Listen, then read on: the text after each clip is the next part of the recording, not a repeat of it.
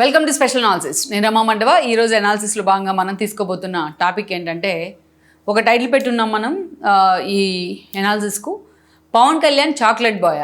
ఈ విషయం ఏదైతే మోడీ ఎప్పుడైతే అమరావతిలో బహిరంగ సభ వేదికగా పవన్ కళ్యాణ్కి చాక్లెట్ ఇచ్చే ప్రయత్నం చేశారో, ఈ క్రమంలోనే ఆయన ప్రత్యర్థులు పవన్ కళ్యాణ్ని చాక్లెట్ బాయ్ అంటూ కూడా విమర్శిస్తూ ఉన్నారు. అనేక రకాలుగా ఈ అంశం మీద చర్చ జరుగుతున్నప్పటికీ ముందుగా నెగిటివిటీనే ఎక్కువ స్ప్రెడ్ అవుతుంది. సో ఈ క్రమంలోనే పవన్ కళ్యాణ్ చాక్లెట్ బాయ్ అనే మాట కూడా ట్రెండ్ అవుతోంది సోషల్ మీడియా వేదికగా. But at the same time చూసినట్లయితే పవన్ కళ్యాణ్ అభిమానులు కానీ, లేకుంటే మోడీకి పవన్ కళ్యాణ్ మధ్య ఉన్న బాండింగ్ని కానీ ఈ ఒక్క చిన్న ఇష్యూ ఎక్స్పోజ్ చేసే ప్రయత్నం అయితే చేసింది. అంతమంది స్టేజ్ మీద ఉంటే పవన్ కళ్యాణ్ని ఆయన దగ్గరకు పిలిచి మాట్లాడిన తర్వాత స్వయంగా తన చేతితో మోడీ స్థాయిలో ఉన్న ఒక వ్యక్తి, దేశ ప్రధాని స్థాయిలో ఉన్న ఒక వ్యక్తి స్వయంగా తానే పవన్ కళ్యాణ్కి చాక్లెట్ ఇవ్వడం ద్వారా మోడీ అసలు ఏం కోరుకున్నారు, అసలు పవన్ కళ్యాణ్ని ఆ స్థాయిలో తను ప్యాంపర్ ఎందుకు చేస్తున్నారు అనేది నిజంగానే ఒక చర్చ సోషల్ మీడియా వేదికగానే కాదు, అటు రాష్ట్ర రాజకీయ వర్గాల్లో కూడా. అయితే దీనికి ప్రీఫేజ్లో మనం చూసినట్లయితే చాలా రోజులుగా పవన్ కళ్యాణ్కి సంబంధించి ఒక చర్చ ఏముందంటే, మోడీకి నిజంగానే పవన్ కళ్యాణ్ దత్తపుత్రుడు అనే చర్చ చాలా రోజుల నుంచి ఉంది. పవన్ కళ్యాణ్ ఇటీవల కాలంలో ఆయన డిప్యూటీ సీఎంగా పదవీ బాధ్యతలు స్వీకరించిన దగ్గర నుంచి కూడా, తిరుమల లడ్డు వ్యవహారం దగ్గర నుంచి అనేక అంశాల్లో పవన్ కళ్యాణ్ మాట్లాడుతున్న తీరు, సనాతన ధర్మం పేరుతో ఆయన మాట్లాడిన తీరు ఎన్నో రకాల విమర్శల్ని తీసుకొస్తూ ఉంది ఆయనకు ప్రత్యర్థుల వైపు నుంచి. అట్ ద సేమ్ టైం చూసినట్లయితే అదే స్థాయిలో ఆయనకి అప్లాజ్ కూడా వస్తూ ఉంది. ఆర్ఎస్ఎస్ ఎజెండానే పవన్ కళ్యాణ్ అమలు పరుస్తున్నాడని ఒక చర్చ అయితే, బీజేపీ ఎజెండానే పవన్ కళ్యాణ్ అమలు పరుస్తున్నాడు అనేది మరొక చర్చ చాలా రోజులుగా జరుగుతూ వస్తుంది. కానీ ఏ రోజు కూడా పవన్ కళ్యాణ్ మోడీకి తనకు మధ్య ఉన్న బాండింగ్ని దాచుకునే ప్రయత్నం అయితే చేయలేదు. మోడీ గురించి మాట్లాడేందుకు తనకు అవకాశం వచ్చిన ప్రతిసారి కూడా పవన్ కళ్యాణ్ అంతే మాట్లాడుతూ వచ్చారు. కానీ అది పవన్ కళ్యాణ్ వైపు నుంచి మోడీ పట్ల ఆయన చూపిస్తున్న గ్రాటిట్యూడ్ అనుకోవచ్చు. కానీ వేరేస్ పవన్ కళ్యాణ్ అంటే మోడీతో పోలిస్తే పవన్ కళ్యాణ్ రాజకీయాల్లో కూడా చిన్నవాళ్ళే, ఏజ్లో కూడా చిన్నవాళ్ళే. ఒక మాటలో చెప్పాలంటే మోడీకి నిజంగానే కొడుకుంటే పవన్ కళ్యాణ్ ఏజ్లో ఉండేవాళ్ళేమో. కానీ వేరేస్ మోడీ విషయాన్ని తీసుకున్నట్లయితే, ఒక దేశ ప్రధాని ఆయన, ఒక రాష్ట్రానికి, ఆంధ్రప్రదేశ్ లాంటి ఒక రాష్ట్రానికి ఒక డిప్యూటీ సీఎంగా, జనసేన లాంటి ఒక పార్టీకి అధ్యక్షుడిగా ఉన్న పవన్ కళ్యాణ్ని ఆ స్థాయిలో మోడీ ప్యాంపర్ చేయాల్సిన అవసరం అయితే మామూలుగా ఉండదు. కానీ తన ఇన్హిబిషన్స్ కానీ, తన ప్రోటోకాల్స్ని కానీ పక్కన పెట్టి మోడీ నిజంగానే పవన్ కళ్యాణ్ దగ్గరకు తీసుకుంటున్న తీరు ఏదైతే ఉందో, వాళ్ళిద్దరి మధ్య ఒక బాండింగ్ని ఎక్స్పోజ్ చేసే ప్రయత్నం అయితే చేస్తూ ఉంది అది. ఈ క్రమంలోనే వాళ్ళిద్దరి మధ్య ఉన్న బాండింగ్ మరోసారి చర్చనీయాంశం అవుతోంది. చాలామందికి ఆ చాక్లెట్ ఇవ్వడం మోడీ అనేది ఒక చిన్న విషయం కావచ్చు, దాని వెనుక చాలా విషయం ఉందన్నది అది తరచి చూసిన వాళ్ళకి అర్థమవుతోంది. మనం నిజానికి చూసినట్లయితే 2014 ఎన్నికల సమయంలో ఆ రోజు విభజిత ఆంధ్రప్రదేశ్ ఉంది. పవన్ కళ్యాణ్ ఆ రోజు విభజిత ఆంధ్రప్రదేశ్కి ఎన్నికలు జరిగే సందర్భానికంటే ముందుగానే పార్టీని ఎస్టాబ్లిష్ చేశారు. పోటీ చేసేందుకు ఆ రోజు తక్కువ సమయం ఏముంది. ఇలాంటి క్రమంలోనే పవన్ కళ్యాణ్ ఆ రోజు ఆల్రెడీ టీడీపీ ఎన్డీఏలో చేరుంది. అలాంటి క్రమంలో అటు టీడీపీ అదేవిధంగా ఎన్డీఏకి ఆయన మద్దతు ఇవ్వడం జరిగింది. ప్రచారం మాత్రమే ఆయన పాల్గొన్నారు. అటు మోడీతో, ఇటు చంద్రబాబు నాయుడుతో కలిసి ఒకే వేదికను పంచుకున్నారు. అది పవన్ కళ్యాణ్కి మోడీతో అంత క్లోజ్ అయిన సందర్భం అంటే అదే అనుకోవాలి, ఆ ఫస్ట్ వేదిక అనుకోవాలి. ఆ రోజు గుజరాత్ ముఖ్యమంత్రిగా ఉన్న మోడీని తీసుకెళ్లి బీజేపీ కూడా తీసుకొచ్చి ప్రధాన అభ్యర్థిగా ఫోకస్ చేసే ప్రయత్నం చేసింది.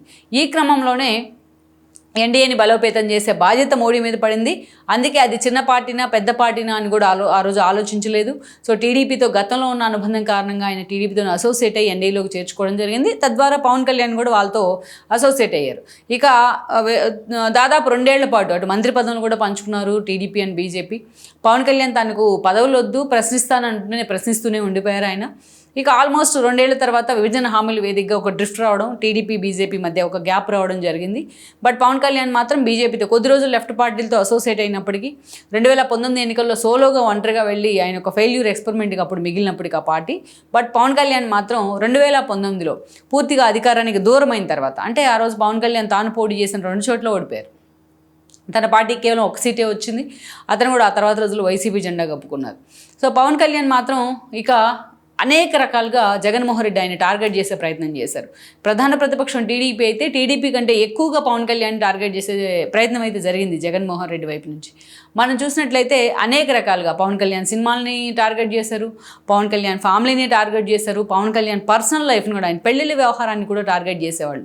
సాక్షాత్తు ముఖ్యమంత్రి స్థానంలో ఉన్న జగన్మోహన్ రెడ్డి మాటకు ముందు పవన్ కళ్యాణ్ పెళ్లిళ్ళ గురించి మాట్లాడేవాళ్ళు. అది బహిరంగ సభ అయినా, బటనొక్కుడు కార్యక్రమం అయినా, స్టూడెంట్స్తో కూర్చున్న ఇష్యూ అయినా, ఏదైనా సరే పవన్ కళ్యాణ్ ఆ స్థాయిలో ఎక్స్ప్లైట్ చేయడానికి ట్రై చేసేవాళ్ళు జగన్మోహన్ రెడ్డి. సో ఈ నెగోషియేషన్, ఈ మెస్ అంతా జరుగుతున్న సమయంలోనే పవన్ కళ్యాణ్ స్వయంగా ఢిల్లీ వెళ్ళారు, బీజేపీ నేతలతో కలిశారు, బీజేపీతో అలయన్స్ తనంతటిగా తానుగానే కుదుర్చుకుంటూ వచ్చారు.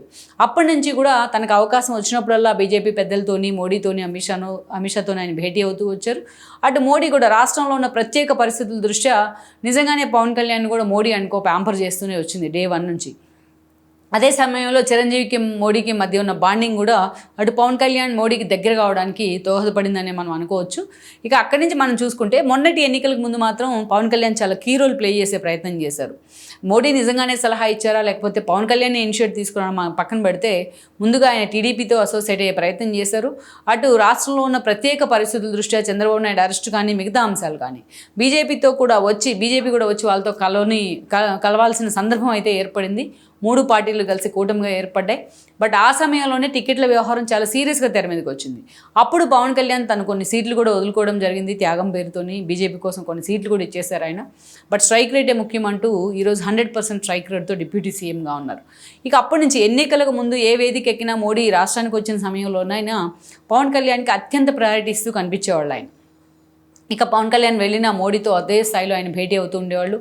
రాష్ట్రంలోకి సంబంధించి ఇష్యూస్కి సంబంధించి ఆయన హైలైట్ చేస్తూ ఉండేవాళ్ళు. మోడీతో తన బాండింగ్ గురించి ఎప్పుడు చెప్తూ ఉండేవాళ్ళు. కానీ చెప్పడం వేరు, దాన్ని నిజంగానే మోడీ లాంటి వాళ్ళు బయటికి ఎక్స్పోజ్ చేయడం వేరు.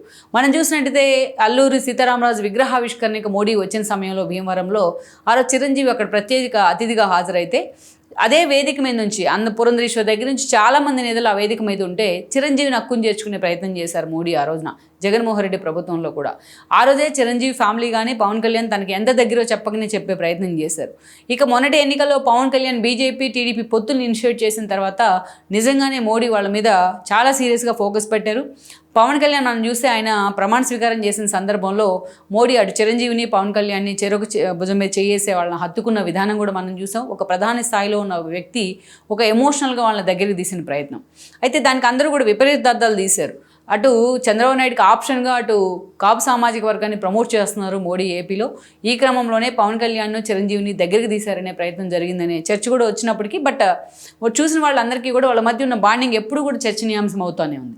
అక్కడి నుంచి మనం చూసుకున్నట్లయితే పవన్ కళ్యాణ్ సనాతన ధర్మాన్ని ప్రమోట్ చేసే ప్రయత్నం చేయడం, తనందరూ తానుగా అనేకసార్లు మోడీ పేరుని అనేకసార్లు వేదిక మీద చెప్పే ప్రయత్నం చేయడం. ఒక దశలో ఆర్ఎస్ఎస్ కూడా పవన్ కళ్యాణ్ మీద ఫోకస్ పెట్టింది. ఆ స్థాయిలో విమర్శలు వచ్చిన మిగతా సంఘాల నుంచి కానీ బట్ పవన్ కళ్యాణ్ స్టబ్బోర్న్గా దానికోసమే నిలబడిన పరిస్థితి.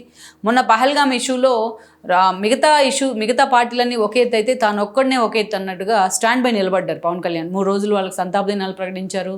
అదేవిధంగా పార్టీ తరఫున కార్యక్రమాలను ఇనిషియేట్ చేశారు. ఒక సభను కూడా నిర్వహించారు. ఆయనే స్వయంగా బాధితులను కూడా పరామర్శించే ప్రయత్నం చేశారు.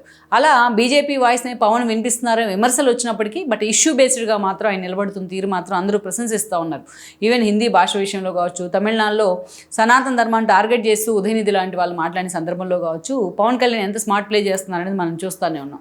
ఇక అక్కడి నుంచి మనం చూస్తే లేటెస్ట్గా పవన్ కళ్యాణ్కి ఆ స్థాయిలో మోడీ ప్రమోట్ చేస్తున్నారనేది ఎందుకంటే బీజేపీ కూడా ఆయన సపోర్ట్ చేస్తారు. ఎన్నికల ముందు తెలంగాణలో అవసరమైతే ఎప్పుడు సపోర్ట్ చేయడానికి తాను సిద్ధంగా ఉన్నానంటూ కూడా ప్రకటనలు చేస్తూ వస్తున్నారు. వాళ్ళ మధ్య ఉన్న బాండింగ్ అందరికీ కొత్త కాకపోయినప్పటికీ ఇలాంటి కొన్ని చర్యలు ఏవైతే ఉన్నాయో మోడీ అంత స్ట్రాంగ్గా పవన్ కళ్యాణ్ పుష్ చేస్తున్నారనేది కూడా మనకు అర్థమవుతుంది. ఎందుకంటే నిన్న అమరావతి పునర్నిర్మాణం వేదికగా మోడీ ఇనిషియేట్ చేసిన సభని ఆ సభలో పవన్ కళ్యాణ్ మాట్లాడిన తర్వాత అటు లోకేష్తోని చంద్రబాబు నాయుడుతో కూడా అంతే సోబర్గా ఉన్నారు.